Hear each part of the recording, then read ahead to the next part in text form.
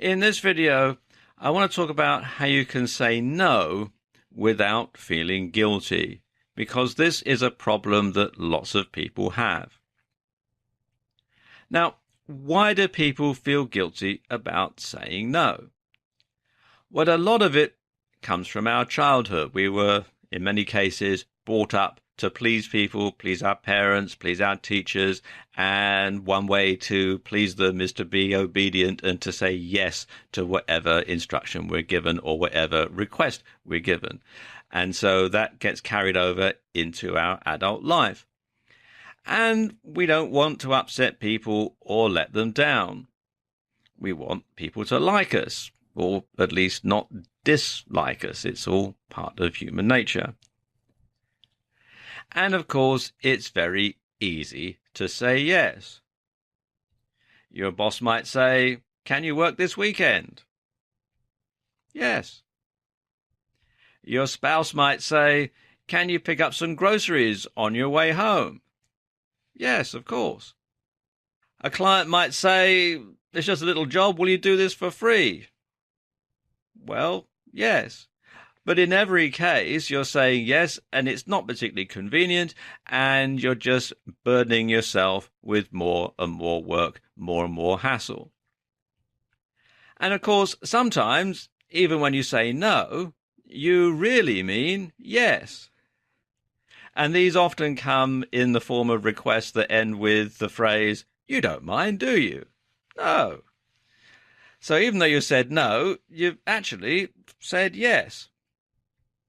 Well, it's time to stop. You need to stop saying yes all the time.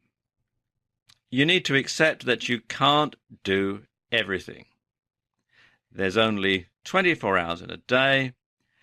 And by trying to do everything that everyone wants, you actually devalue the things that you can do because you spread yourself really, really thinly. And of course, there are dangers in being labeled a yes man or a yes woman.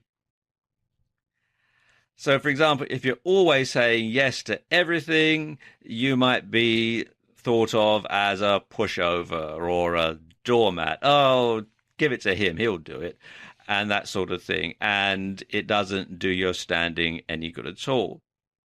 Likewise, if you say yes to everything, but then you can't end up doing it, you might get labeled as being unreliable or a pain in the, well, you know what I mean.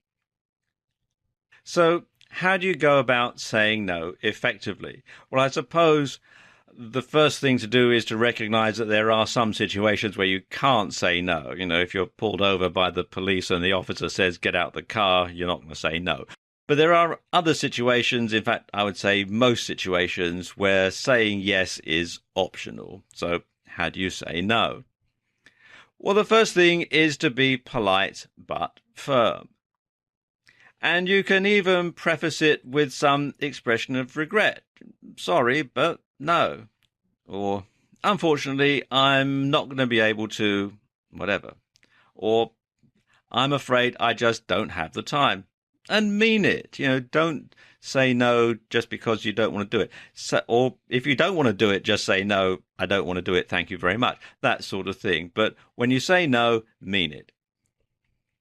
And if you don't have time to do something, well, you don't have the time to do something. There are only 24 hours in a day, and you can only do one thing at a time.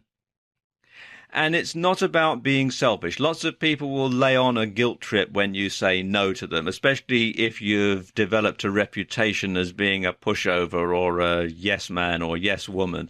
They're going to accuse you of being selfish, but it's not about being selfish.